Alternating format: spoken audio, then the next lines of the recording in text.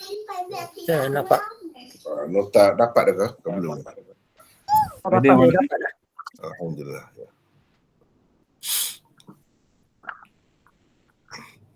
Baiklah, kita akan mulakan di sini hari ini. Bismillahirrahmanirrahim. Alhamdulillahirabbil alamin. Wassalatu wassalamu ala asyrafil mursalin wa ala alihi wa ashabihi ajma'in.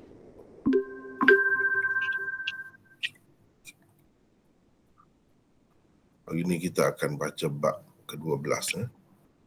Bab man ja'ala li ahli al-ilmi ayyaman ma'lumah.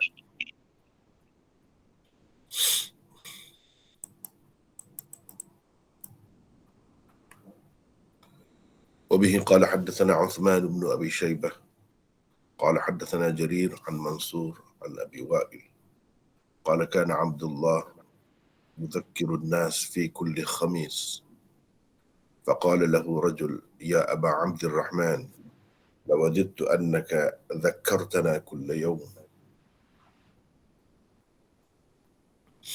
قال أما إنه يمنعني من ذلك أني أكره أن أملكم وإني أتخولكم بالموعظة كما كان النبي صلى الله عليه وسلم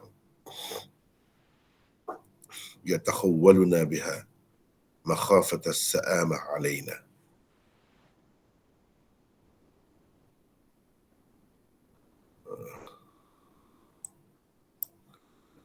Bab 12.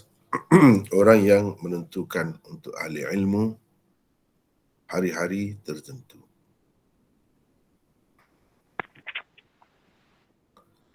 Imam Bukhari dengan sanadnya meriwayatkan daripada Ibn Mas'ud, Abdullah bin Mas'ud, daripada Abu Wa'il Syaqiq bin Salamah. Abu Wa'il Syaqiq bin Salamah, katanya Abdullah bin Mas'ud mengingatkan atau kita kata mengajar orang ramai pada setiap hari Khamis. Maka ada seorang lelaki berkata kepadanya, wahai Aba Abdurrahman, suka sekali aku kalau engkau mengajar kami tiap-tiap hari. Abdullah berkata, ketahuilah sebenarnya yang menegak aku daripada berbuat demikian ialah aku tidak mahu membuatkan kamu jemu dan bosan. Sesungguhnya aku mencari masa dan keadaan yang sesuai untuk mengajar kamu, sebagaimana selalu dilakukan oleh Nabi SAW dahulu untuk mengajar kami. Kerana baginda takut timbul perasaan jemu dan bosan pada kami. Itulah bab ke-12. Di bawahnya hanya ada satu hadis sahaja. Kita tengok dahulu sama ada kita sempat baca bab seterusnya atau tidak. Tengok dulu. Yang ni pun panjang juga, tapi hadisnya pun satu saja di bawah ni.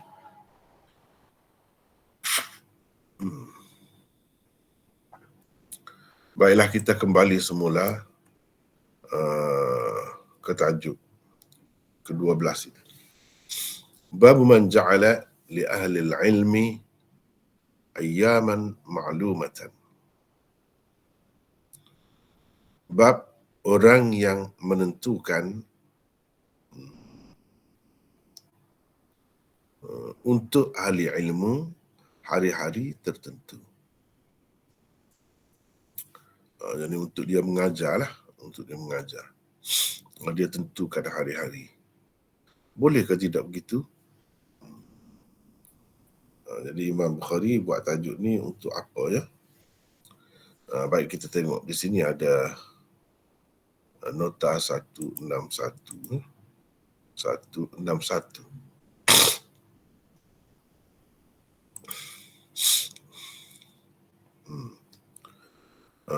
Baik, bab ke-12 ini memang sesuai dan ada perkaitan dengan bab ke-11 sebelumnya. Kalau kita ingat, nota yang lalu.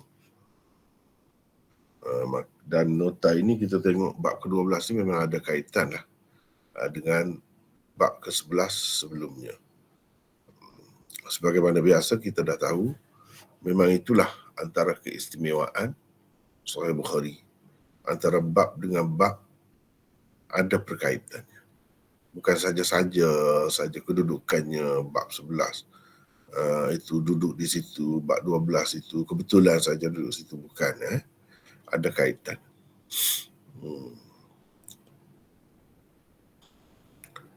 Daripada segi kedua-duanya menyatakan keperluan mencari masa dan keadaan yang sesuai untuk menasihati orang ramai dan membimbing mereka supaya mereka tidak jemu dan bosan. Pada hakikatnya cerita tula ya. Cerita tula juga. Benda yang sama. Bahkan kalau kita perhatikan hadis tu sama saja. Cuma nota ni ada bab mula dengan bab 12. Kalau kita pusing ke belakang sedikit, kita tengok bab ke 11 ya.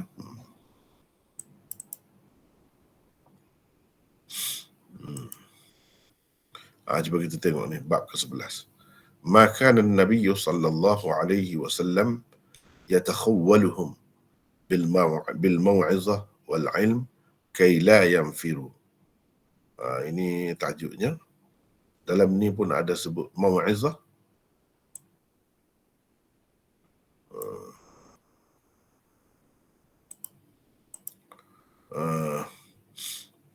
Dalam ni tidak ada mau'izah, tapi dalam hadis tu ada. Cuba kita perhatikan. Kemudian ni hadis Ibnu Mas'ud itu juga daripada Abi Wa'il, cuma bahagian bawah saja sanadnya lain. Daripada Ibnu Mas'ud juga. Dia kata Nabi SAW yatakhawwaluna bil mau'izah. Ini mau'izah ada. Fil ayyam karahat as-sa'ama alaina.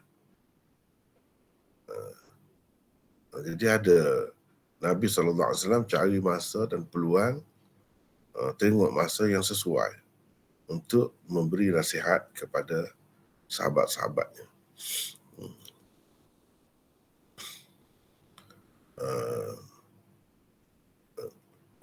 Ini dia sebut tentang Nabi. Nabi SAW buat begitulah. Lepas tu Abdullah bin Mas'ud, setelah Nabi SAW tidak ada lagi, dia menentukan hari-hari tertentu untuk mengajar, Padahal hadis yang sama, ada mau'izah juga. Cuba kita tengok ni. Atakhawwalukum bil mau'izah. Mau'izah, hadis yang sama. Ini ada di sini. Dan ini termasuk dalam zakartana, tazkirah. Tazkir. Yang ini untuk memberi peringatan, memberi nasihat, pengajaran atau bimbingan. Tetapi di sini Imam Bukhari buat tajuk ahlil ilm. Ahlil ilm. Padahal ahlil ilmi itu tidak ada. Yang adanya kira-kiranya orang ramai lah, masyarakat umum, untuk diberikan mau'izah. Sebagaimana Nabi bagi mau'izah kepada sahabat-sahabatnya dahulu. Ibnu Mas'ud pun buat begitu juga. Cuma dia tentukan hari. Itu hari yang ditentukan olehnya ialah hari Khamis. Nabi SAW sebelumnya tidak menentukan hari khusus begitu, tetapi dia mengintai atau mencari masa yang sesuai. Pada beberapa hari dalam seminggu itu dia tengok, begitu. Di sini tak ada pun sebut apa ni, mau'izah tu dalam tajuk. Yang ada sebutnya iaitu ahlul ilm. Ini ahlul ilm. Kemudian Ibnu Mas'ud tentukan hari Khamis. Sedangkan dalam tajuk ni hari-hari tertentu. Bukan hari Khamis saja.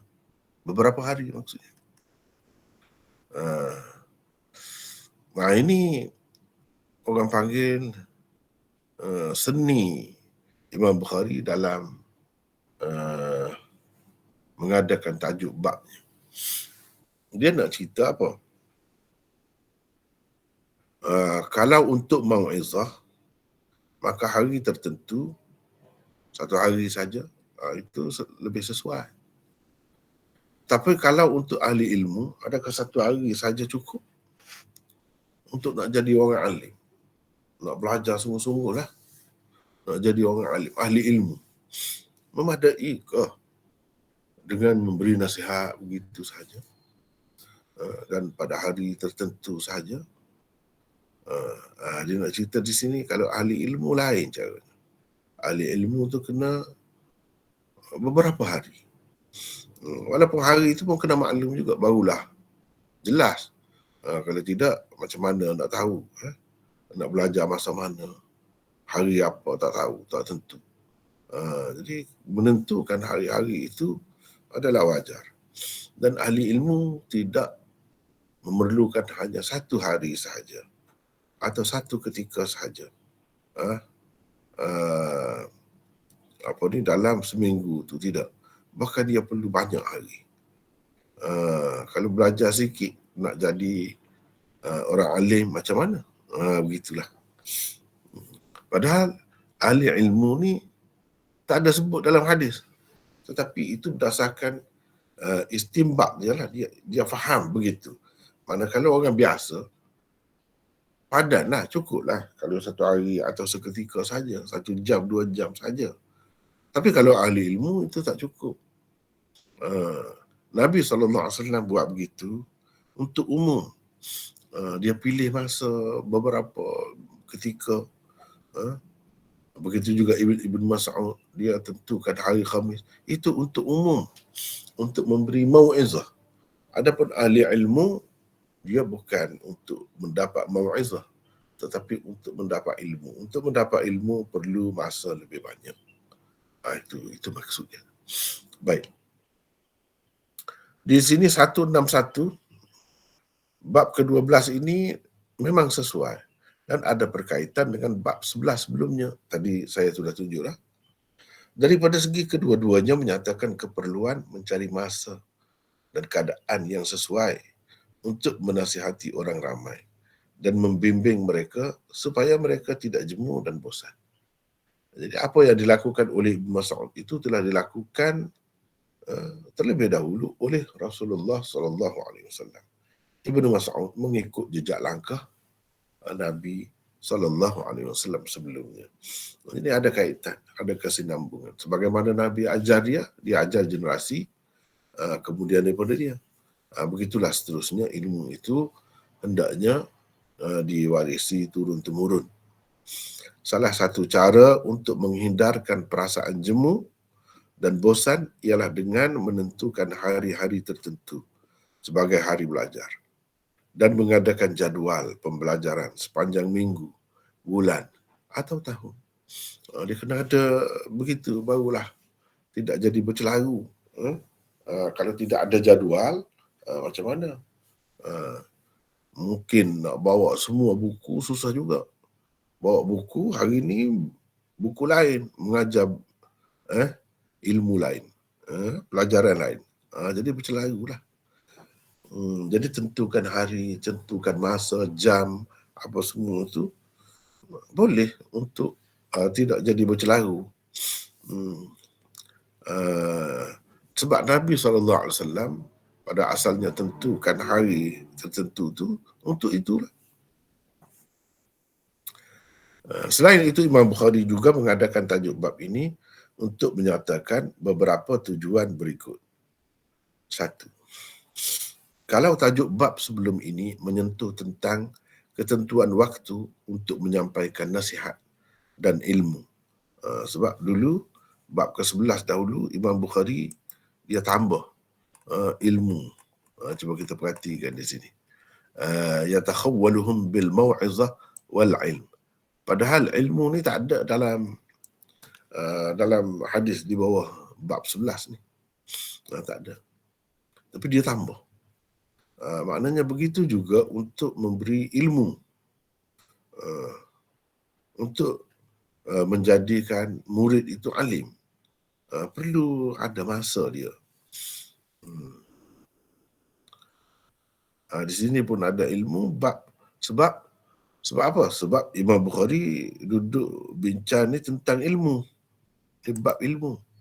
Jadi bab ilmu ni kena ada ilmu lah. Kalau mau'izah tu semata-mata mungkin tak nampak sangat ilmu tu. Jadi dengan sebab itu dia tambah dalam tajuk tu ilmu. Walaupun dalam hadisnya tidak ada. Itu antara benda yang kita kena perhati. Apabila kita belajar Sahih Bukhari ni, adakah lafaz yang digunakan oleh Bukhari dalam tajuk itu, adakah dalam hadis di bawahnya? Kalau tak ada, maknanya Imam Bukhari menyimpulkan sendiri. Dia faham daripada hadis itu tidak semestinya untuk nasihat saja. Untuk ilmu pun sama juga. Boleh. Itu dibolehkan. Dibolehkan.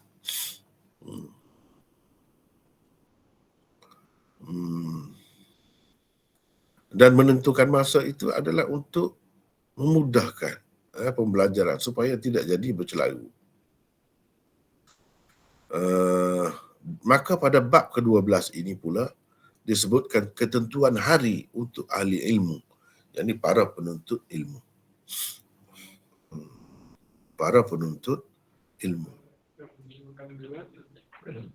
Jadi menentukan hari. Ini bab ke-12. Sebab Ibnu Mas'ud menentukan hari. Jadi kita boleh cari masa yang sesuai. Itu sesuai dengan bab yang ke-11. Tanpa menentukan hari. Boleh juga. Dan bab ke-12 dengan menentukan hari. Itu pun boleh juga. Bahkan kalau jadual itu kemas, rapi betul, itu lagi menyenangkan. Lagi baik. Lagi baik. Jadi kalau sebelum ni tak tentu hari. Mungkin dalam sehari itu sejam dua. Mungkin. Tetapi bab ke-12 ni dia sebut hari. Dan hari itu pula beberapa hari. Satu hari tentunya lebih panjang daripada satu waktu dalam sehari. Imam Bukhari membuat tajuk bab ini untuk mengisyaratkan bahawa ahli ilmu berbeza daripada orang awam. Tidak membadai kepada mereka satu waktu sahaja dalam seminggu untuk menimba ilmu. Malah sehari yang khusus sekurang-kurangnya diperlukan untuk ilmu diberikan kepada mereka. Begitu caranya. Kena satu hari khusus. Paling tidak. Kalau nak cepat lagi, nak banyak lagi, kena tiap-tiap hari. Dan itu tidak salah. Yang pentingnya kita tahu hari ini belajar apa. Ataupun dalam satu hari itu ada masa-masa dia. Ni masa pertama, pelajaran apa. Masa kedua, pelajaran apa. Mudah kalau kita tahu gitu. Tidak perlu dia bawa buku yang banyak, rujukan yang banyak dalam satu hari sebab tak tahu buku mana yang akan baca. Tak perlu gitu. Satu buku saja yang hendak dia pelajari, itu sajalah yang dia bawa. Mudah. Bila kita tahu jadual itu. Maksudnya Imam Bukhari nak cerita di sini buat jadual untuk belajar tidak menjadi kesalahan. Bahkan itu adalah suatu yang baik. Suatu yang baik. Ahli ilmu. Jadi di sini Imam Bukhari sebut ahli ilmu. Li ahli ilmi. Ahli ilmu ni macam orang dah pandai.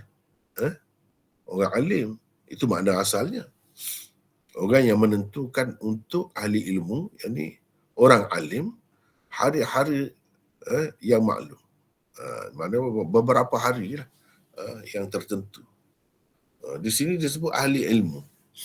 Ahli ilmu tu maksudnya orang alim lah. Adakah nak mengajar orang alim ni? Kalau orang alim, mengajar buat apanya? Tak perlu dah.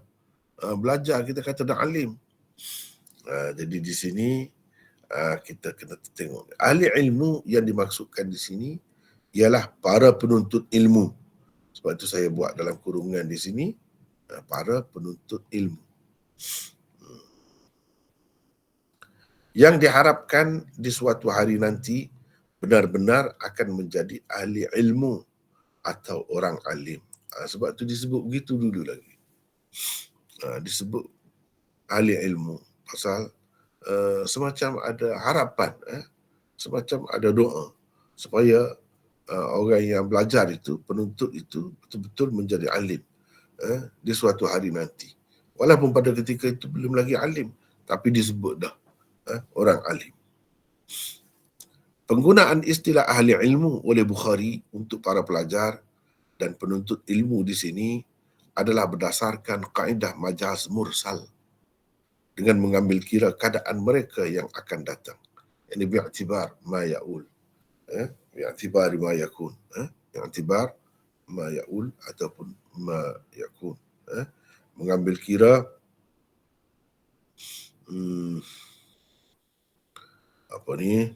akan datang. Dia akan jadi apa?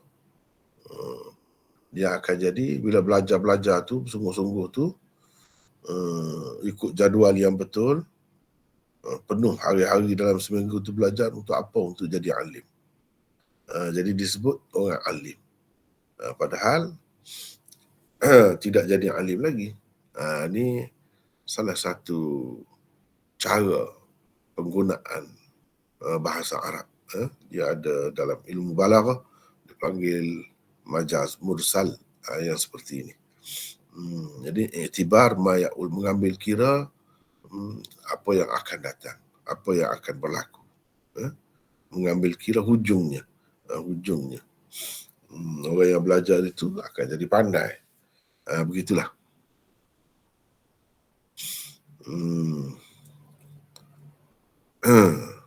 Seperti dalam Quran disebutkan, inni arani a'siru khamra. Inni arani a'siru khamra. Salah seorang yang ditahan dalam penjara bersama Nabi Yusuf tu, dia cerita mimpi dia. Dia cerita, dia kata, aku bermimpi, aku a'siru khamra, aku perah arak. Aku perah arak. Padahal yang diperah bukan arak. Yang diperah ialah buah anggur. Untuk kemudiannya dijadikan arak. Tapi disebut aku perah arak. Itu salah satu cara bahasa Arab. Aku perah arak. Padahal yang diperah buah anggur. Sebab apa dikatakan arak? Sebab buah anggur itu kemudiannya diperam sehingga jadi arak. Mana aku buah arak lah, kita kata buah arak.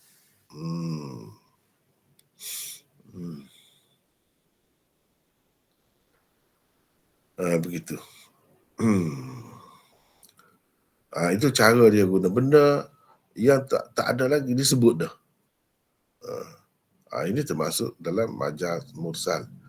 Kalau peserta-peserta kita ni telah mengikuti bahasa Arab, ilmu balaghahnya, dia akan tahulah.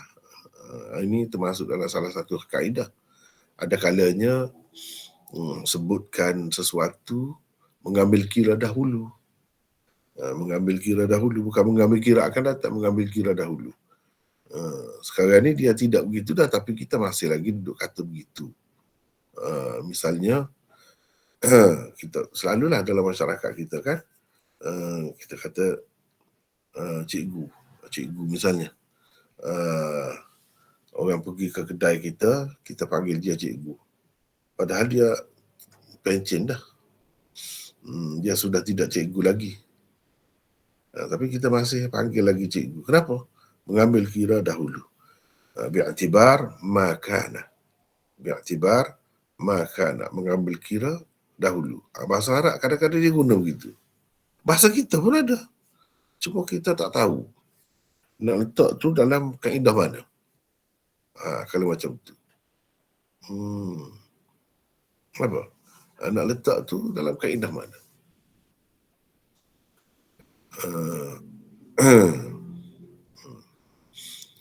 Jadi kamu apa nama ni, simpan telur ni untuk apa? Untuk dapat ayam. Aku pelihara ayam ni untuk dapat ayam. Padahal nak dapat ayam tu kena dapat telur dulu. Tapi kita terus kata nak dapat anak ayam lah. Pasal apa? Sebab daripada telur tu akan dapat anak ayam. Jadi sebut yang kemudian, yang akan berlaku kemudian.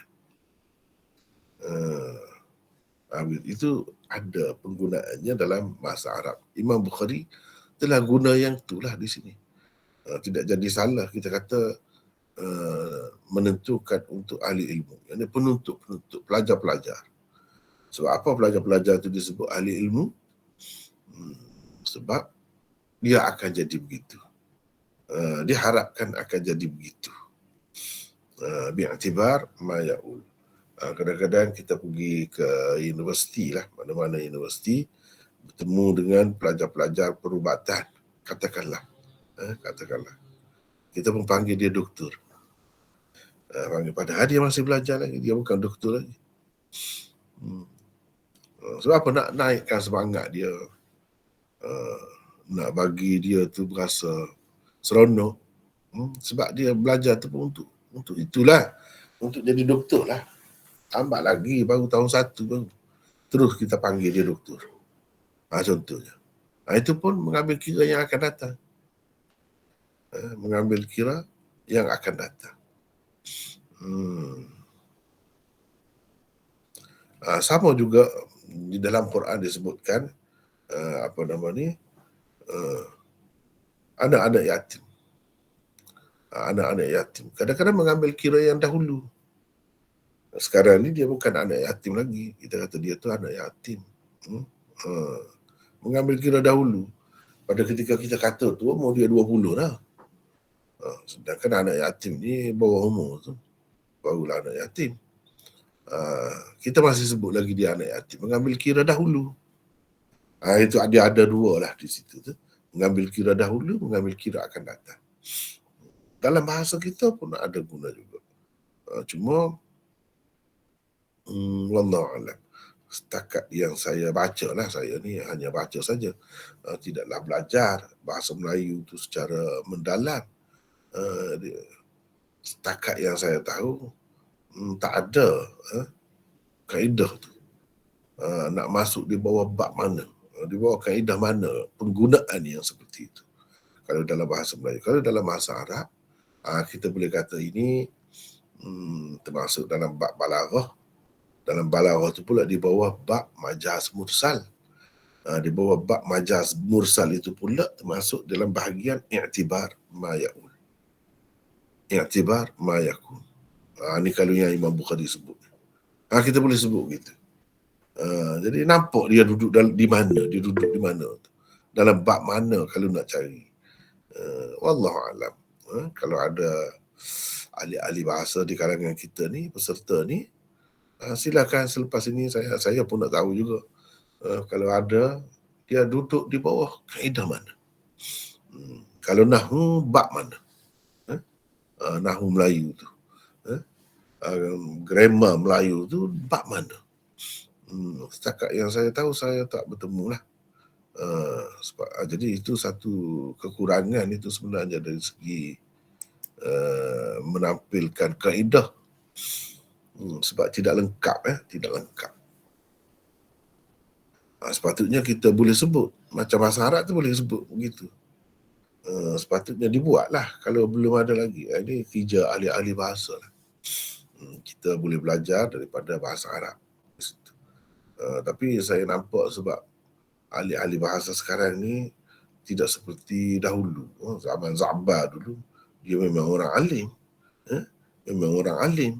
Memang mahir dalam bahasa Arab apa semua.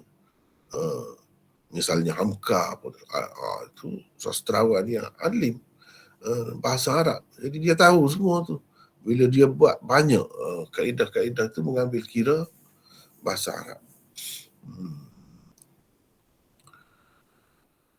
Saya tak pasti dalam pelita bahasa Melayu Za'bah tu ada ke benda ni disebut, dan termasuk di bawah kaedah mana saya tak ingat itu. Dia ada. Kalau yang kemudian ni banyak dia merujuk kepada grammar bahasa Inggeris. Banyak, bahkan istilah-istilah pun banyak ditukar daripada yang lama kepada yang baru. Istilah tu banyak istilah orang putih lah.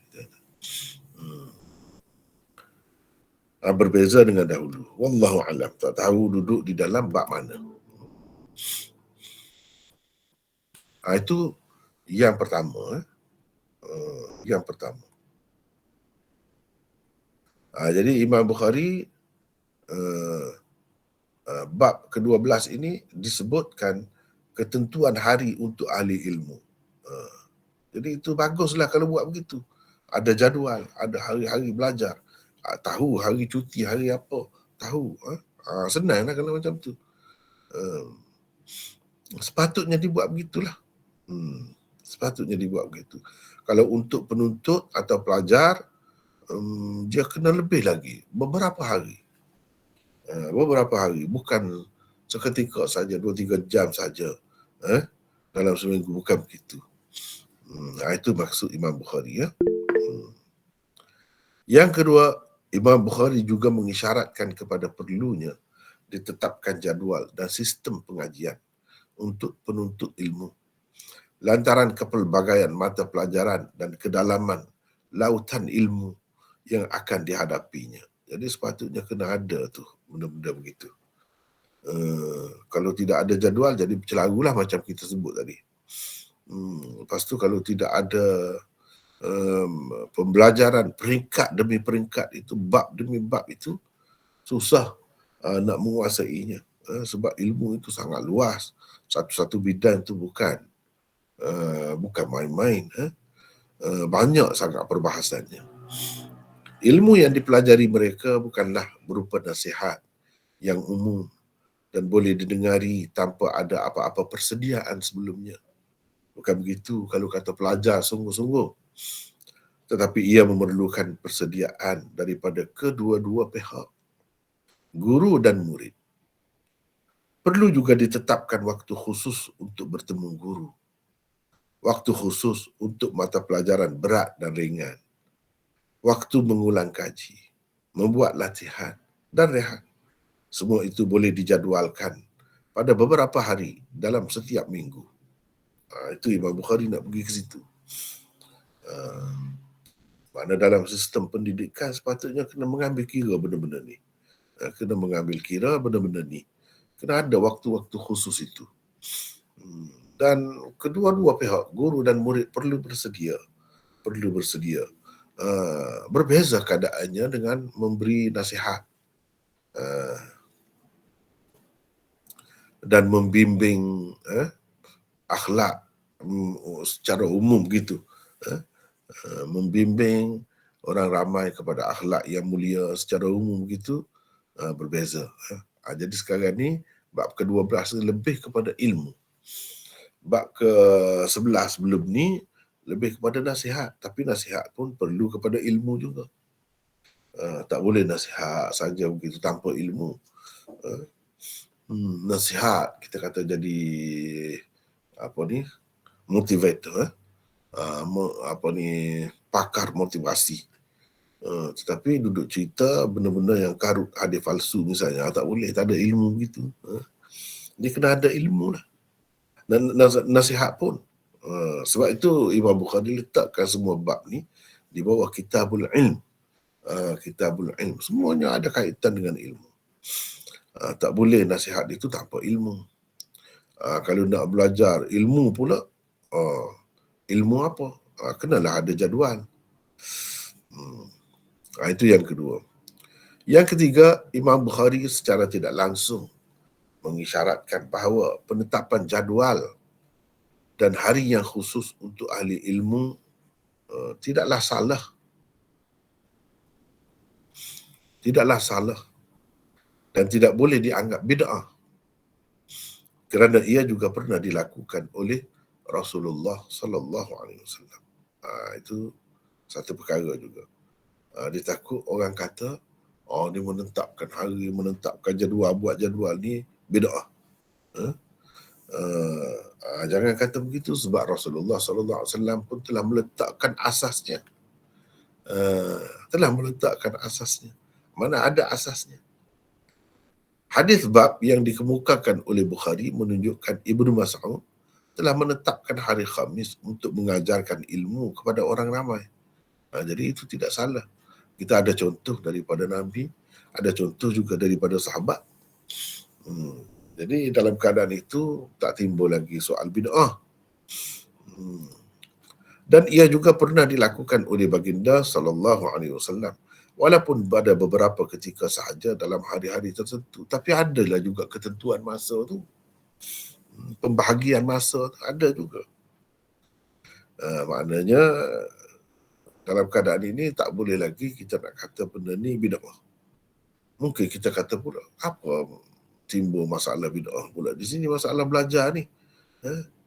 Masalah belajar cari ilmu ni ada pula ke bid'ah?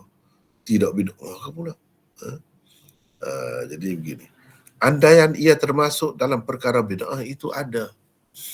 Jadi kita tak boleh kata ini tak ada kena mengena dengan bid'ah ni urusan dunia. Tak boleh kata begitu. Sebab nak kita kata boleh berlaku bid'ah juga di situ ada kemungkinannya. Kerana menuntut ilmu juga merupakan satu bentuk ibadat. Jadi bid'ah ni dalam perkara ibadat. Menuntut ilmu tu pun satu bentuk ibadat, dan ibadat yang tidak ditetapkan oleh Rasulullah sallallahu alaihi wasallam untuk dilakukan pada hari-hari dan waktu-waktu tertentu akan menjadi bid'ah jika ditetapkan pada mana-mana hari dengan kepercayaan adanya keistimewaan dan pahala yang lebih jika dilakukan pada hari itu. Maknanya kalau kita puasa pada bulan ni kita dapat pahala banyak, padahal tak ada pun. Puasa pada hari ini kita dapat pahala banyak daripada hari lain. Kita tentukan begitu, padahal tak ada pun. Itu jadi bid'ah lah. Ibadat. Jadi masalahnya mencari ilmu ni ibadat ke tidak? Kalau ibadat juga, boleh berlaku juga. Dengan sebab itu timbulnya kemungkinan, adakah kemungkinan berlaku bid'ah dalam penentuan hari-hari ataupun masa-masa tertentu untuk belajar itu? Jawabnya, kalau kita mengambil kira ia ibadat, maka boleh berlaku.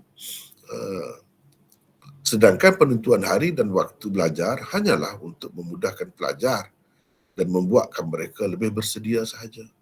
Tidaklah ia ditentukan dengan kepercayaan dan anggapan belajar pada masa tertentu atau pada hari tertentu lebih berpahala berbanding pada masa-masa dan hari-hari yang lain. Tak ada timbul pun soal itu. Kalau kita terima ini ibadat dan dengan niat, dengan kepercayaan begitu, barulah salah, barulah nak jadi bid'ah. Tapi kalau tidak ada semua itu, tak timbul soal bid'ah. Apa tujuan Imam Bukhari buat tajuk ni? Dia nak menghilangkan keraguan setengah-setengah pihak yang mungkin mengatakan ini termasuk dalam bid'ah. Jawabnya tidak, tak ada kena mengena dengan bid'ah. Kalau kita terima belajar itu sendiri pun, perbuatan belajar itu sendiri pun sebagai ibadat sekalipun, tapi tanpa menentukan hari pahala, tanpa mengharapkan pahala ataupun mempercayai ada kelebihan pada waktu-waktu tertentu untuk belajar sekian-sekian ilmu, kalau tak ada itu, tak timbul soal bid'ah. Baik. Yang keempat, menurut Syekhul Hadis Maulana Muhammad Zakaria, ada kemungkinan juga Imam Bukhari mahu mengisyaratkan kepada penentuan hari-hari tertentu atau masa-masa tertentu untuk mengajar dan mengingatkan orang ramai dengan ajaran-ajaran agama tidaklah termasuk dalam bab kecuaian dan sikap acuh tak acuh tentang penyampaian agama. Pula Syekh Zakaria nampak begitu. Dia kata dengan menentukan hari-hari tertentu, Nabi SAW ni cari mengintai masa yang sesuai. Kenapa tidak cakap terus saja, bagi tahu saja setiap waktu? Jadi adakah ini termasuk dalam cuai dalam menyampaikan amanah, menyampaikan risalah kalau kepada Nabi? Dan guru yang menentukan masa itu adakah termasuk dalam guru yang cuai dan guru yang bersikap acuh tak acuh dalam penyampaian ilmunya? Jawabnya tidak, ia tak termasuk begitu. Jangan kita anggap Nabi SAW ni tidak bersungguh pula ataupun cuai dalam menyampaikan ilmu agama, sebab dia nanti tengok keadaan. Jangan kita anggap begitu. Begitu juga mengajar. Tidak kata belajar tiap-tiap hari. Apakah tak ambil berat? Apakah memandang benda ni mudah? Jangan fikir begitu. Jangan fikir begitu. Sebab kalau belajar setiap waktu jadi penat juga, jadi letih. Dengan sebab itu perlu ada jadual, perlu ada hari rehat. Dan adanya hari rehat itu tidak bermakna kita cuai. Kita cuai, bukan begitu. Cuba kita tengok tu berapa banyak boleh pergi maksud Imam Bukhari dengan mengadakan tajuk bab ini. Cuba kita tengok. Sedangkan saya nak tunjuk ni tidak semestinya dalam kitab-kitab besar, contohnya Fathul Bari. Ini Fathul Bari Hafiz Ibn Hajar. Cuba kita tengok. Babu man ja'ala li ahli al-ilm ayyaman ma'lumatan. Dia bincang di sini dalam riwayat karimah, kata dia ayyaman ma'lumatan. Man ja'ala li ahli al-ilmi yawman ma'luman. Gitu. Apa ni?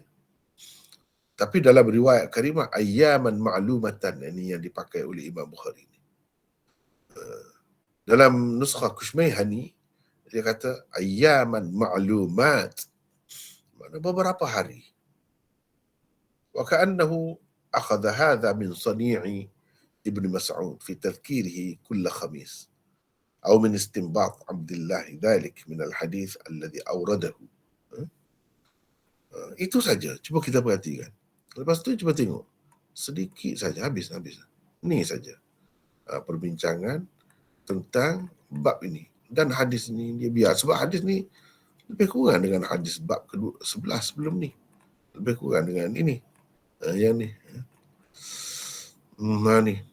68 ini. Hadis yang sama.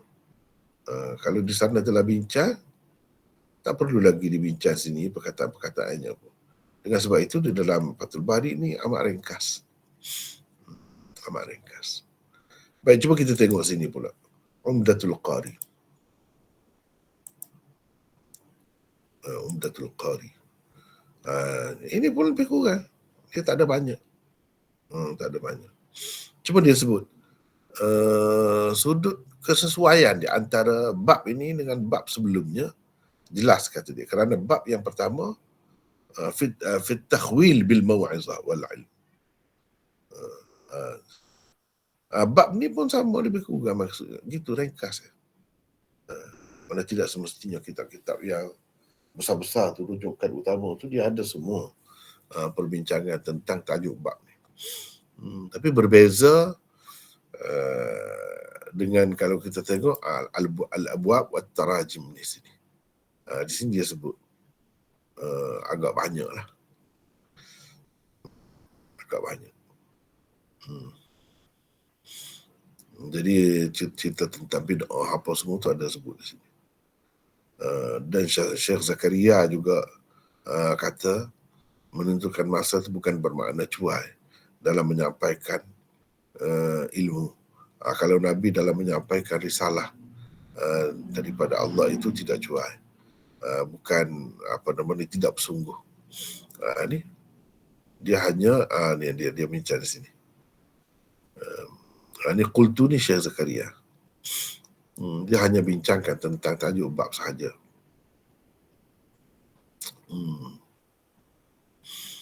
Tak banyak. Ini kalau kita tengok di sini. Kalau kita tengok di dalam Nasrul Bari, di sini pun tak banyak.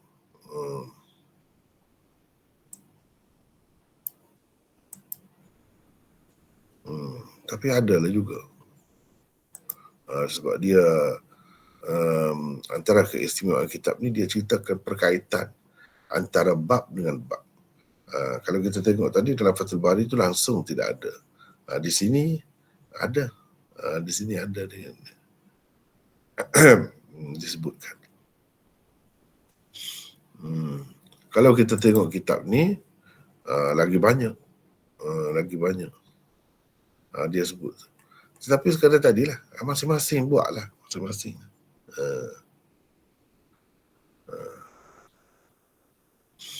Sekadar tunjuk ya, sekadar tunjuk beberapa rujukan. Banyak lagi yang lain. Baik, kita tengok semula ke sini.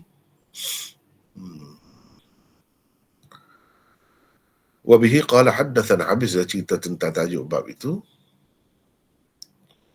Kita masuk kepada hadis. Wabihi qala haddatsana Uthman bin Abi Shaybah qala haddatsana Jarir an Mansur an Abi Wa'il qala kana Abdullah yudhakkiru an-nas fi kulli khamis. Dan seterusnya tadi kita dah baca. Uthman bin Abi Shaybah ini perawi yang kita belum bertemu lagi. Untuk nota ini saya ringkas-ringkaskan saja. Sebab belum lagi kita nak buat buku. Kalau buku lebih kemas lagi lah.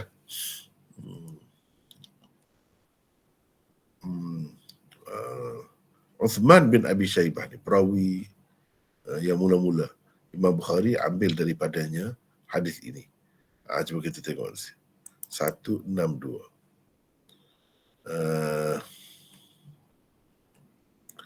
Saya baca, saya saja yang baca ni, nampaknya saya nak minta sesiapa lah pula peserta kita baca. Boleh? Sesiapa yang bersedia silakan.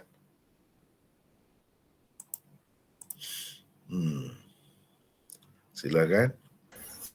Boleh saya baca Maulana? Ya, silakan. Siapa ni? Ruslan Jafar ya? Ya, silakan. Nombor 162 ya? Ya. Uthman bin Abi Shaybah. 162. Ya. Beliau ialah Uthman bin Muhammad bin Ibrahim bin Abi Shaybah bin Uthman bin Khasti Al-Labsi Al-Kufi. Kunyahnya ialah Abul Hasan.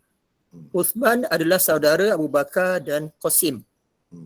Dia 3 tahun lebih tua daripada Abu Bakar. Tetapi Abu Bakar lebih terkenal dan lebih hebat daripadanya. Tinggal di Baghdad, tetapi pernah juga mengembara ke tempat-tempat lain seperti Mekah, Rai dan lain-lain. Rai dan lain-lain untuk menuntut ilmu hadis. Banyaklah hadis yang dicatatnya. Sekejap ya. Gini, kalau kita perhatikan di sini, Uthman bin Abi Shaybah. Ini cara Arab ni. Budaya Arab. Jadi bin ini di atas dia, Abi Shaybah ni bukan semestinya ayah dia betul. Mungkin datuk yang keberapa tu. Macam kita tengok di sini. Uthman ini bin Muhammad bin Ibrahim bin Abi Shaybah. Ni Abi Shaybah duduk sini. Tapi dikatakan Uthman ibnu Abi Shaybah. Maknanya datuk yang kedua dia tu. Kalau kata bin itu yang di atas dia tu mesti ayah dia, maka ini bukan ayah dia Muhammad. Uthman bin Muhammad bin Ibrahim bin Abi Shaybah.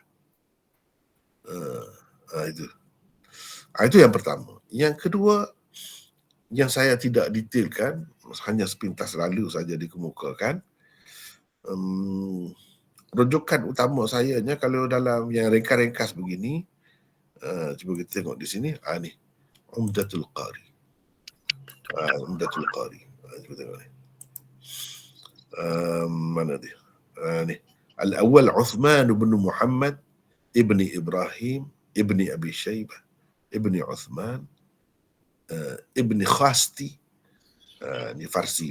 Khasti bacanya gitu. Ini di sini secara ringkas saja. Adalah sedikit sebanyak saya tambah di sana sini. Tetapi kalau untuk lebih detail, kita perlu tengok kitab ini di sini. Dia lebih panjang ceritanya. Uthman bin Abi Shaybah. Panjang ceritanya. Lebih panjang lagi perbahasan tentang seseorang perawi itu. Ini baru habis di sini. Berapa muka surat. Perbahasannya lebih panjang. Jadi untuk nota ni saya sekadarnya lah. Sekadarnya. Uthman adalah saudara Abu Bakar dan Qasim. Jadi seorang lagi tokoh Abu Bakar Ibnu Abi Shaybah. Jadi kata Musannaf Ibnu Abi Shaybah tu karangan Abu Bakar ni. Jadi adik-beradik Uthman ni lah. Abu Bakar tu adik-beradik Uthman. Itu yang dikatakan Abu Bakar ni lebih hebat, lebih terkenal, lebih popular lagi daripada Uthman ni. Dan Uthman ni abang kepada Abu Bakar tu. Walau bagaimanapun kedua-duanya adalah perawi hadis sahih. Berbeza dengan Qasim, seorang lagi adik-beradik dia, itu perawi dhaif. Qasim Ibnu Abi Shaybah, perawi dhaif. Jadi itu yang itu saya tidak detailkan lah. Baik, teruskan. Yahya bin Muhammad Az-Zuhli, Muhammad bin Sa'ad, Abu Zur'ah dan Abu Hatim Ar-Razi, Bukhari, Muslim, Abu Dawud, Ibnu Majah dan lain-lain adalah antara tokoh hadis yang telah menerima hadis daripadanya. An-Nasa'i hanya meriwayatkan daripada beliau dengan perantaraan seseorang. Tidak secara langsung. Riwayat Nasa'i daripada dia tidak secara langsung. Tapi kalau Bukhari, cuba tengok macam kita tengok hadis tadi, haddatsana Uthman ibnu Abi Shaybah. Mana secara langsung. Teruskan. Muhammad bin Abdullah bin Numai pernah ditanya tentangnya. Maka kata beliau, orang sepertinya ditanyakah tentangnya? Yahya bin Ma'in dan Ahmad bin Abdullah berkata, Uthman perawi thiqah. Ahmad bin Hanbal berkata, aku tidak mengetahui tentangnya melainkan kebaikan. Di samping memujinya, Imam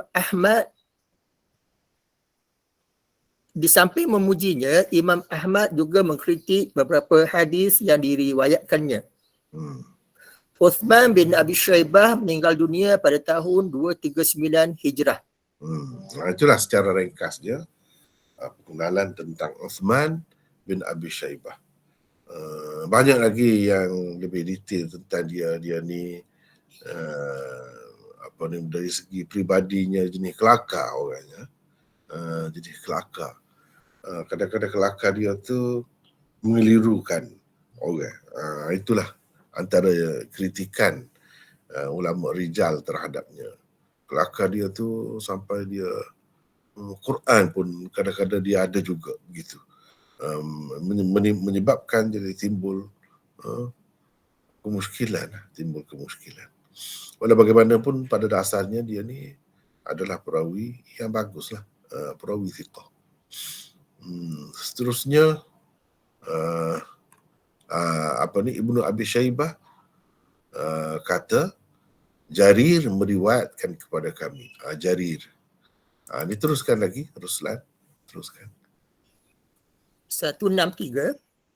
Beliau ialah Jarir bin Abdul Hamid bin Qut bin Hilal Al-Dabbi Al-Kufi. Ibnu Al-Mubarak, Ahmad bin Hanbal, Ishaq, Abu Bakar dan lain-lain adalah antara tokoh yang meriwayatkan hadis daripadanya. Kata Muhammad bin Sa'ad, dia perawi thiqah, banyak ilmu dan dicari orang untuk mendapat ilmu daripadanya. Abu Hatim juga berkata dia perawi thiqah. Abu Zur'ah pula mengatakan dia saduq dan salah seorang ahli ilmu. Pengarang kitab saduq itu kedudukan yang lebih rendah sedikit daripada thiqah tu.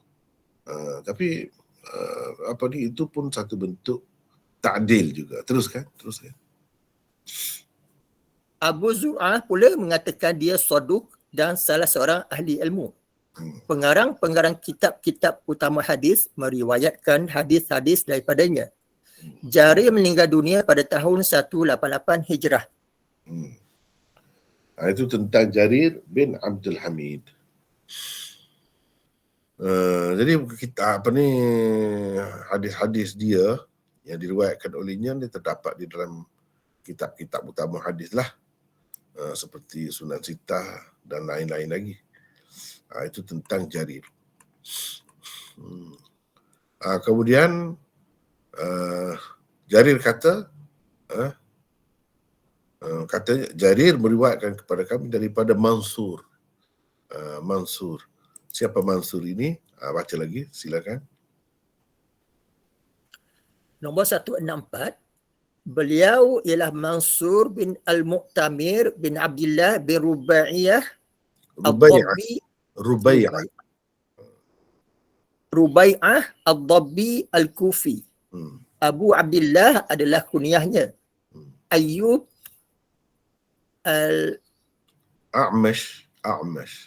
Ayub A'mash Mis'ar As-Sawri adalah antara tokoh yang meriwayatkan hadis daripadanya. As-Sawri adalah orang yang paling teguh dalam meriwayatkan hadis daripadanya.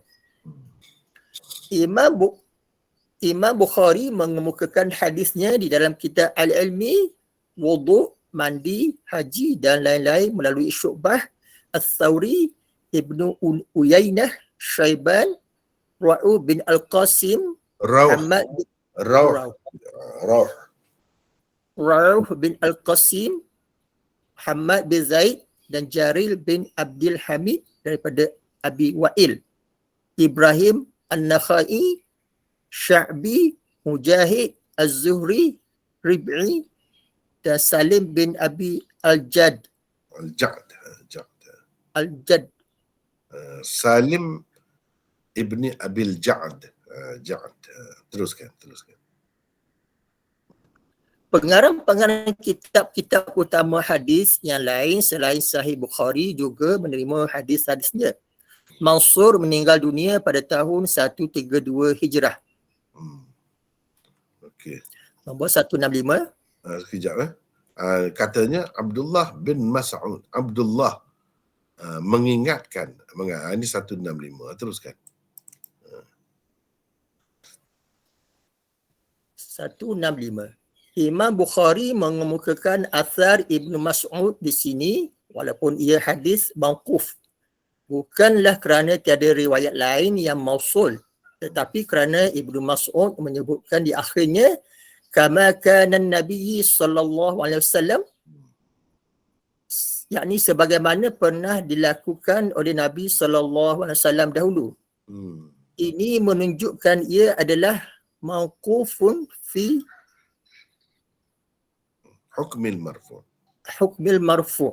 Mauqufun fi hukmil marfu', iaitu riwayat mauquf tetapi pada hukumnya hakikatnya marfu'. Apa yang dilakukan beliau hanyalah istimbat dan kesimpulan daripada apa yang pernah dilakukan oleh baginda sallallahu alaihi wasallam untuk para sahabat semasa hayatnya. Begitulah. Jadi ini asar Ibnu Mas'ud. Dikatakan asar Ibnu Mas'ud. Tetapi asar itu sebenarnya berpunca daripada Nabi juga. Dengan sebab itu kita tak boleh kata ini hadis mauquf semata-mata. Macam mana Imam Bukhari berhujah dengan hadis mauquf, walaupun hadis mauquf pun boleh juga. Cumanya matlamat utama Imam Bukhari ialah mengemukakan hadis marfu'. Itulah yang lebihnya yang dikatakan hadis Bukhari itu lebih tinggi kedudukan itu yang marfu' tu. Jadi ini pun pada hakikatnya marfu' juga. Jadi tak jadi masalah lah kalau Imam Bukhari berdalil dengan hadis Ibnu Mas'ud ini. Walaupun zahirnya nampak macam kata-kata Ibnu Mas'ud. Tetapi Ibnu Mas'ud ada menyebutkan begitu. Bermakna benda ni berpunca daripada Nabi sallallahu alaihi wasallam juga. mengingatkan dan mengajar orang ramai pada setiap hari Khamis. Pada setiap hari Khamis. Baca lagi, silakan. Nombor 166, Nabi SAW hanya menentukan waktu-waktu tertentu sahaja yang difikirkan sesuai tanpa menetapkan mana-mana hari dalam seminggu untuk mengajar. Ibnu Mas'ud membuat kesimpulan daripada cara baginda itu bahawa maksud sebenar perbuatannya ialah mencari waktu yang sesuai dan disenangi orang ramai. Waktu mereka dalam keselesaan lebih bersedia, cergas serta bersemangat. Tujuannya tidak lain dan tidak bukan supaya mereka dapat menerima ilmu dan peringatan dengan hati yang tenang dan terbuka. Hari yang bersesuaian dengan keadaan Ibnu Mas'ud ialah hari Khamis, maka beliau menentukan hari itu secara khusus untuk mengajar orang ramai. Jadi begitulah. Kita pun boleh buat begitu. Sesuai dengan keadaan kita. Kita guru selesa hari mana. Guru pun kena ambil kira juga. Murid selesa hari mana. Ataupun pada waktu mana yang sesuai. Itu boleh ditentukan dengan persetujuan antara guru dan murid. Atau ketentuan daripada pihak pusat pengajian. Kita kata daripada peringkat rendah sampai ke peringkat tinggi. Semuanya boleh ditentukan, dibuat jadual itu. Jadi asasnya ambil daripada sinilah. Inilah asasnya. Mana boleh kita buat begitu. Tidak salah. Maka ada seorang lelaki berkata kepadanya, wahai Aba Abdurrahman, dan seterusnya. Jadi seorang lelaki ni. Menurut Hafiz Ibn Hajar, lelaki yang tidak disebutkan namanya ini ialah Yazid bin Muawiyah An-Nakhai. Bukan Yazid bin Muawiyah bin Abi Sufyan, tak. Yazid lain. Yang kata begini, jadi menampakkan minatnya. Kalau boleh, Ibnu Mas'ud itu mengajar tiap-tiap hari. Dia cadangkan begitu. Tetapi jawapan Ibnu Mas'udnya lain. Ibnu Mas'ud kata, bila dia kata suka sekali aku kalau engkau, ini berdasarkan bahasa yang asal lah, engkau. Kalau kita tak bercakap begitu dengan guru kita kan, dengan tuan syekh ke ustaz ke apa ke, kita kata kita sebut gitulah.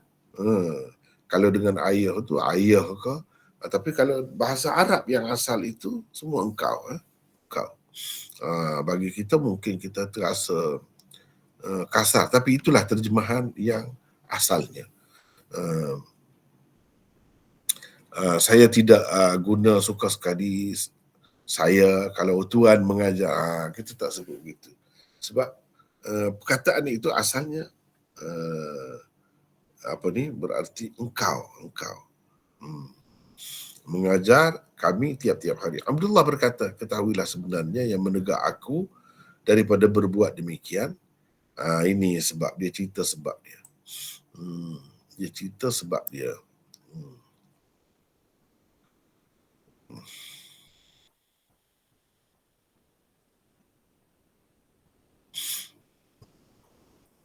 Jadi seperti Nabi buat, aku pun buat begitu juga.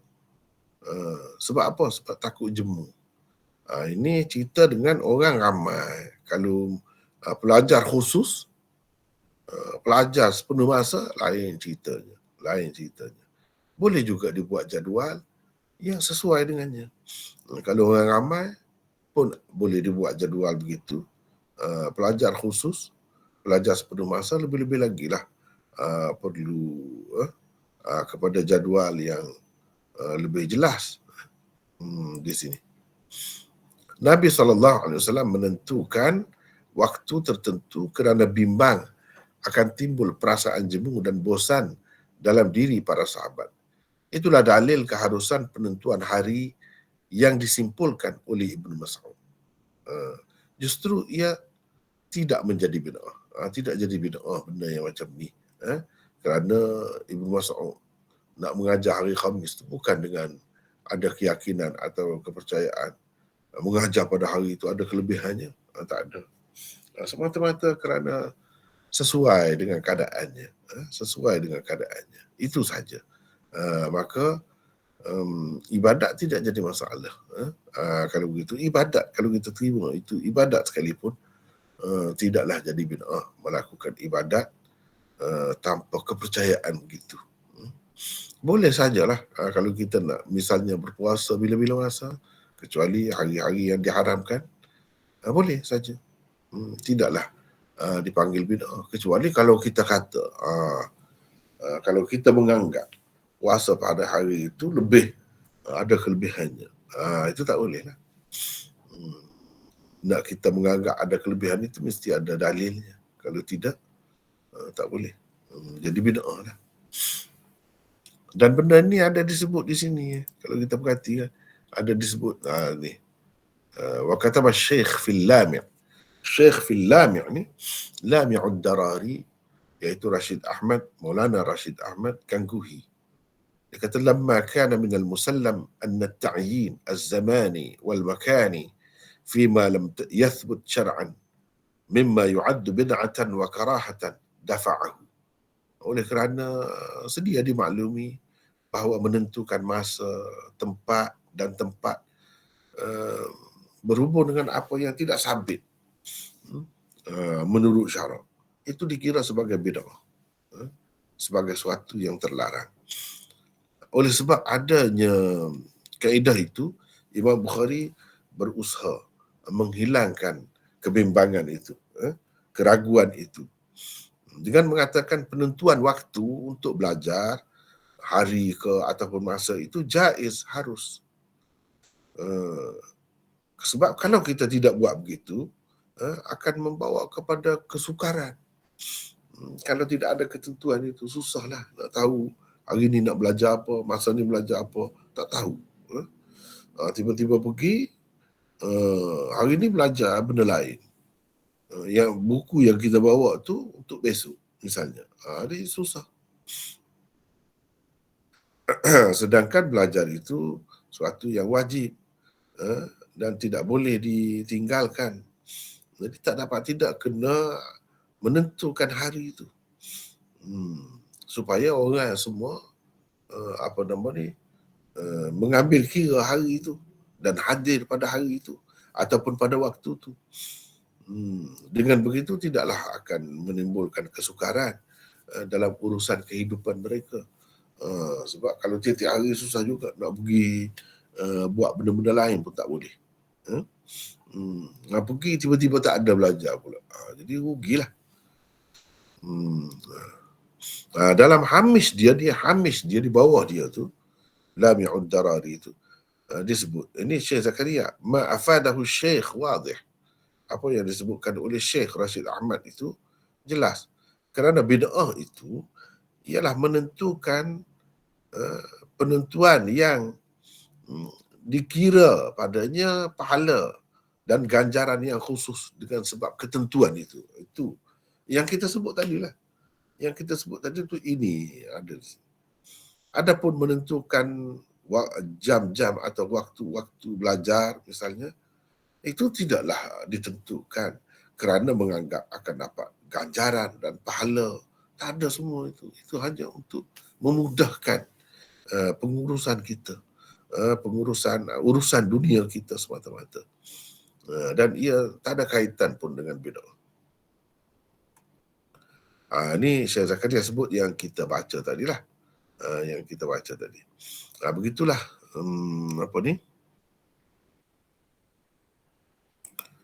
perbincangan tentang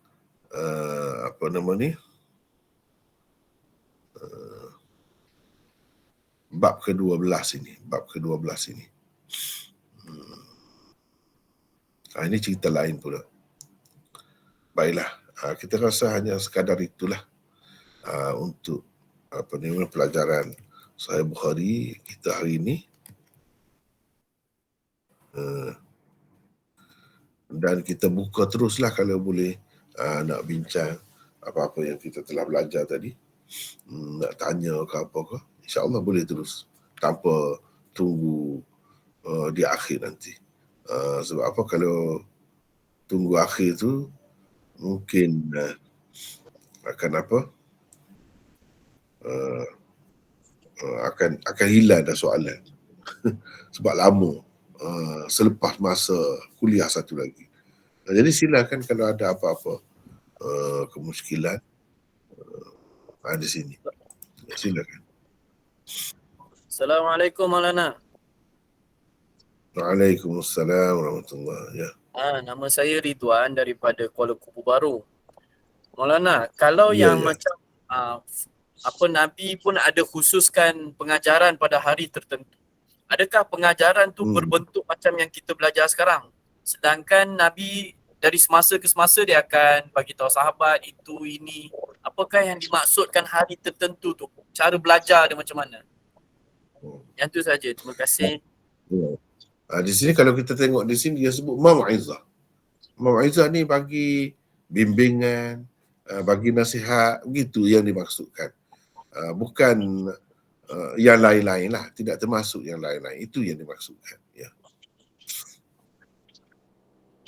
Ada lagi yang lain? Silakan. Kalau ada di celah-celah tu, misalnya ayat firman Allah yang baru diturunkan, mesti Nabi cerita juga. Tetapi boleh kita khususkan satu majlis, misalnya 1 jam, 2 jam, dan pengisiannya ada bentuk tertentu. Misalnya dalam bentuk tazkirah ke, ringan lah. Yang ringan. Jadi ini yang dimaksudkan yang ringan, yang mudah, dan lebih kepada bimbingan akhlak. Gitulah maksudnya. Kecuali kalau ada ayat-ayat itu lain ceritalah. Ini secara umum masa tu. Ya, silakan yang lain ada lagi.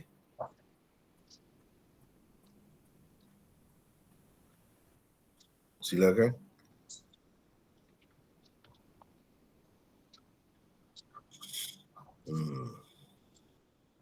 Ada kemusykilan?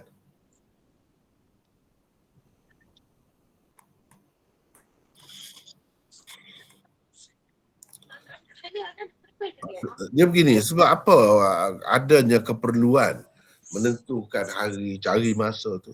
Sebab sahabat-sahabat ni secara umumnya mereka ada pekerjaan dan Nabi SAW tidak memaksa mereka atau menyuruh mereka supaya tinggalkan segala pekerjaan tu dan mari menghadap dia, belajar dengan dia. Tidak begitu. Itu bukan cara Nabi. Cara Nabinya membiarkan orang-orang masing-masing itu dengan kerja dia. Jadi itu sebab perlunya kepada hari atau ketentuan jadual itu, masa tu. Kalau tidak mungkin tak terkumpul. Masing-masing sibuk dengan urusan dia tu.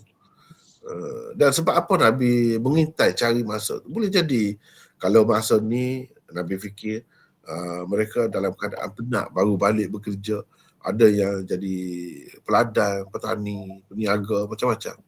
Itu sebab Nabi SAW menentukan masa tertentu tu, cari masa tertentu tu. Begitulah. Ya. Silakan. Ada lagi yang lain? Assalamualaikum Maulana. Waalaikumsalam. Ya. Silakan. Saya Aisyah nak tanya Maulana pasal macam kalau program-program usrah tu adakah termasuk sekali dalam bab ni Maulana? Itu saja. Assalamualaikum. Waalaikumsalam. Ya, itu pun boleh lah tu. Itu pun termasuk dalam bab ni lah. Boleh. Boleh ditentukan hari, masa dia. Dan itu termasuk dalam program umum lah.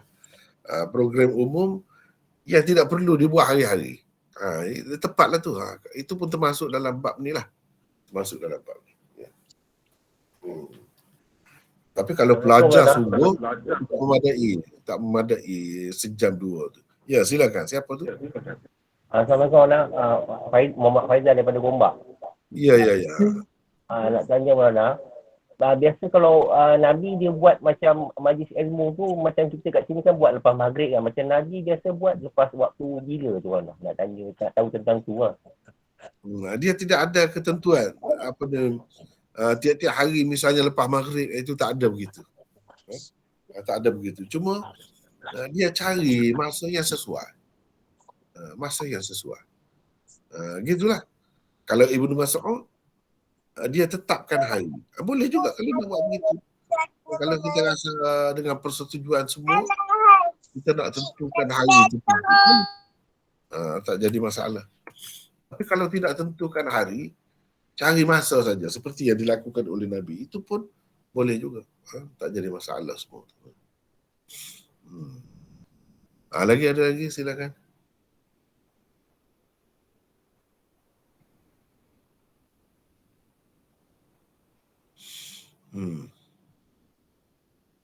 Ada lagi?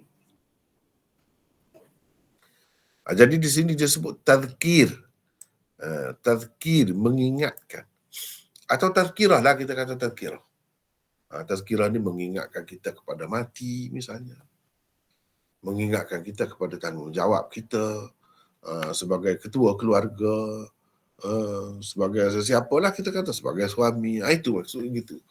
Bukan nak pergi kepada perbahasan yang dalam-dalam, tidak. Perbahasan secara kasar begitu untuk panduan orang ramai. Itulah yang dimaksudkan dengan tazkir. Tetapi kalau untuk ahli ilmu, itulah yang disimpulkan oleh Imam Bukhari. Kalau orang ramai memadai setakat tu, kalau ahli ilmu nak jadi orang alim tak cukup. Sebab itu dia kena ada beberapa hari, banyak hari. Tetapi banyak hari pun mestilah kena ada jadual, dan buat jadual itu tidak salah. Itu Imam Bukhari nak cerita, sepatutnya ada begitu. Barulah tidak jadi celaru. Silakan, ada lagi? Assalamualaikum Maulana. Waalaikumsalam warahmatullahi. Ya. Saya Izharul daripada Bukit Beruntung. Nak tanyalah mengenai komen Maulana yang Jabatan Agama Islam yang tak menyokong sunnah. Contoh macam khutbah negeri Johor baru-baru ni dan juga mengenai JAKIM. Itu je soalan daripada saya. Tak ikut sunnah macam mana tu? Yelah sebab masa saya pergi Johor, kan masa khutbah tu dia kata kita hendaklah membaca kitab berjanji sebab ia menceritakan tentang sunnah Nabi dan lain-lain lah. Kenapa dia tak kata kita hendaklah membuka Sahih Bukhari ke Sahih Muslim ke, sedangkan kita tahu itu kitab hadis. Kenapa kita berjanji yang dipilih? Yalah, bagi saya ini satu yang mendukacitakan dan mengecewakan kita lah sebenarnya. Berlaku begitu. Sepatutnya mereka mengajak orang kepada yang sahih-sahih. Ada pun macam berjanji dan macam-macam lagi, dia bercampur baur kan. Sepatutnya tidak didedahkan orang ramai dan diajak orang ramai ke arah itu sepatutnya. Ini termasuk dalam kecuaian lah pihak-pihak tertentu tu yang mendukacitakan kita lah. Ya. Ya. Ada lagi yang lain? Silakan.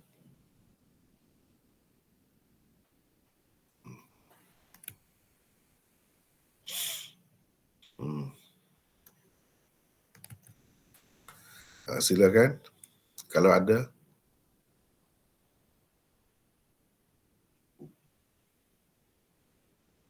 Assalamualaikum Maulana. Waalaikumsalam. Ya. Saya Roslan dari Kuching. Ya.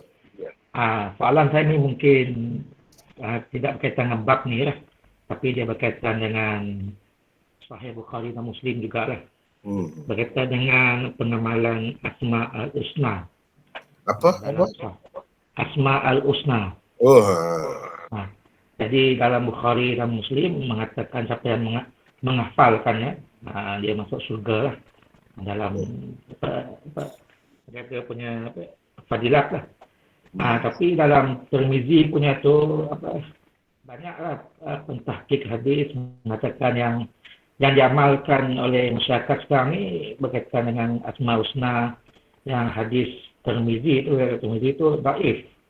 Dari segi matan dia dengan perawi jugalah. Tu macam mana minta pandangan Maulana dari segi pengamalan tersebut, dari segi mana adakah dia kita perlu cari makna Asma Husna tu dalam Al-Quran ke hadis kah, dengan keyakinan kah, dengan bentuk doa kah? Saya minta pandangan Maulana. Ya. Jadi walillahil asmaul husna fad'uhu biha. Itu kalau berpadukan ayat ini, firman Allah ini, memang asmaul husna itu patut digunakan untuk kita berdoa. Misalnya Razak, ya Razak. Bila kita nak minta rezeki, kita sebut begitu, ya Razak. Bila kita nak minta dengan Allah supaya membalas orang yang menganiayai kita, misalnya, ya Jabbar, ya Muntaqim misalnya. Itu termasuk dalam doa, menggunakan nama-nama itu. Itu di satu segi lah. Di satu segi yang lain sebenarnya nak mengajar kita tentang sifat-sifat Allah itu sendiri. Sifat-sifat Allah itu melalui nama-namanya. Sebab itu nama, umumnya nama itu nama sifat. Jadi Allah ini bersifat begitu. Secara tidak langsung, ia merupakan sumber kepada akidah kita tentang sifat-sifat Allah. Ada sifat-sifat Allah itu zahirnya nampak sama, boleh saja kalau kita nak pilih pun kita pun boleh jadi begitu. Jadi seorang yang bersimpati, yang mengasihani orang lain, yang kasih kepada orang lain, yang pemurah dan sebagainya, kita pun boleh, kita pun diminta supaya berakhlak dengan akhlak Allah itu, bersifat dengan sifat-sifat itu, yang juga tidak salah kalau kita menyuburkannya. Ada juga antara sifat-sifat itu yang tidak boleh kita guna, tidak boleh kita jadikan sebagai penghias peribadi kita, tak boleh. Misalnya sikap sombong, al-mutakabbir, jabbar, yang keras, itu tidak disuruh kita jadi begitu. Kalau pemerintah yang diktator, bukan begitu. Ini semua ni perlu dipelajari sebagai sumber akidah Islam.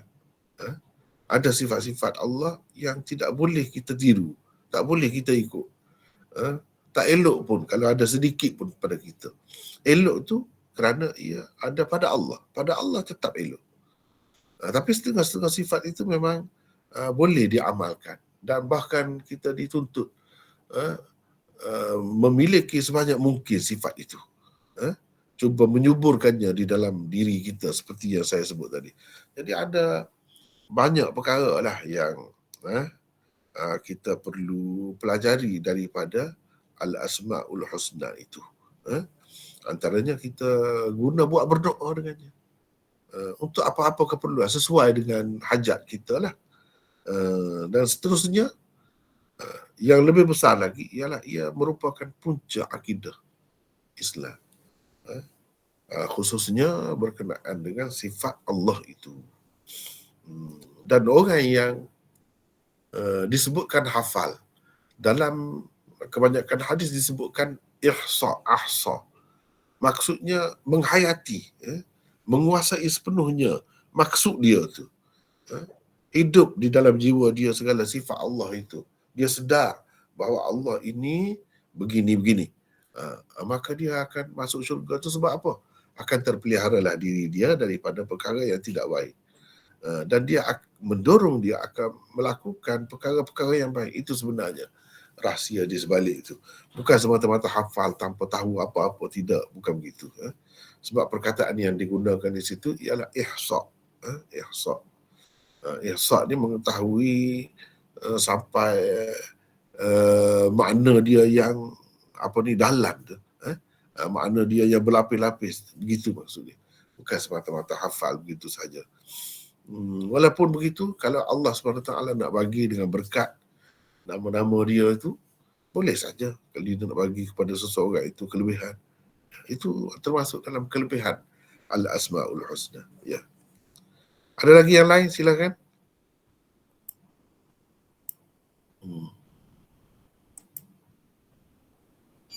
Satu soalan Maulana. Ya, silakan. Dari segi markah pahala lah, kita belajar secara online ni dan kita belajar secara halakah di masjid kita menghadap guru ni. Apakah ada perbezaan markah pahala tu? Mungkin kalau di masjid, kelebihan masjid tu kita pergi ke masjid tu.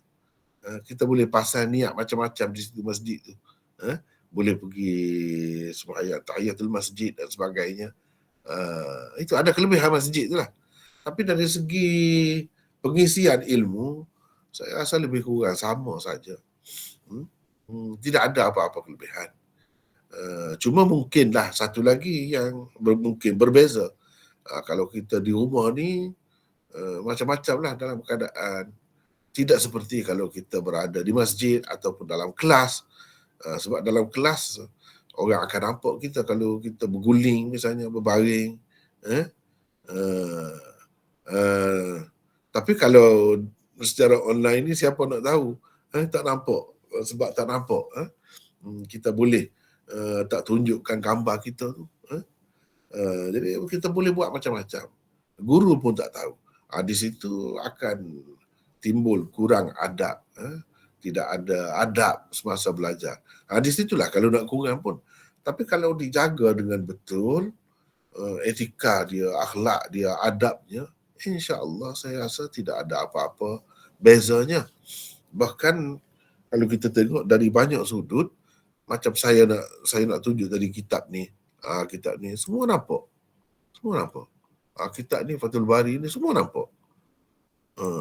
Sedangkan duduk di rumah masing-masing. Kalau kita duduk di masjid sekalipun, kalau tak ada kemudahan macam tu, tak ada skrin yang dapat tunjuk, tak akan nampak.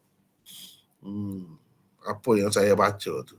Tak akan nampak. Sedangkan kita ni kelebihannya duduk di mana-mana pun masing-masing di hadapan laptop ke atau komputer ke, nampak semua tu benda tu. Boleh tengok sendiri benda tu. Dari sudut tu ada kelebihan lagi kita belajar cara begini.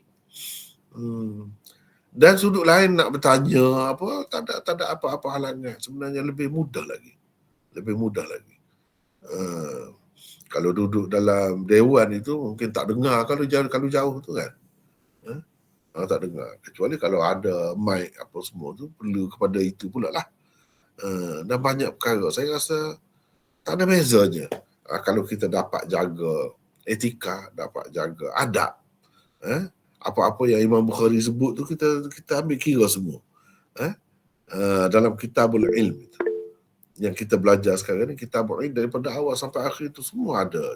Disiplinnya, adabnya. Kalau kita jaga itu, insya-Allah tak ada apa beza pun. Bahkan lebih memudahkan sebenarnya. Saya sendiri sebenarnya lebih rasa lebih mudah. Lebih mudah. Kalau dengan cara begini, saya lebih selesa, lebih suka begini. Tanpa keluar ke mana-mana pergi susah kan. Sebab tu sebelum ni saya mengajar di Masjid Muhammadi. Dah lama dah. Lepas tu saya berhenti. Sebab saya fikir kalau boleh dibuat dengan cara lain setelah kita ada kemudahan seperti sekarang ni. Sebab ada di antara pelajar-pelajar kita tu malam, bayangkan malam lepas isyak. Nak pergi tu kalau dah berumur sikit tu dia ada pernah jatuh pari. Jadi lepas tu tak pergi. Jauh pula nak pergi satu-satu tempat tu. Jadi susah. Dari sudut ni kita duduk di mana-mana penjuru. Di Malaysia bahkan di luar daripada Malaysia pun boleh tu. Ini kelebihan dia. Saya nampak, saya mengutamakan cara begini lagi daripada pergi walaupun di Masjid Muhammadi. Saya dah tarik diri lah. Saya tak mahu dah setakat ni. Kalau boleh ada masa yang sesuai, kita buat cara begini juga. Di mana lebih ramai orang boleh ikut. Boleh ikut. Tanpa susah. Bagi saya buat masa sekarang ni, saya mengutamakan cara begini. Dengan syarat peserta-peserta tu boleh jaga adab lah. Boleh jaga adab dengan sebaik-baiknya. InsyaAllah tak ada apa kekurangan. Sama saja dengan berdepan. Wallahualam. Ada lagi yang lain? Terima kasih Maulana. Sama-sama. Kalau begitu kita rehatlah sekejap ya. Kita rehat sekejap. Lepas tu akan sambung balik insya-Allah dalam pukul 11 insya-Allah. Wallahualam. Assalamualaikum. Waalaikumsalam. Waalaikumsalam. Assalamualaikum.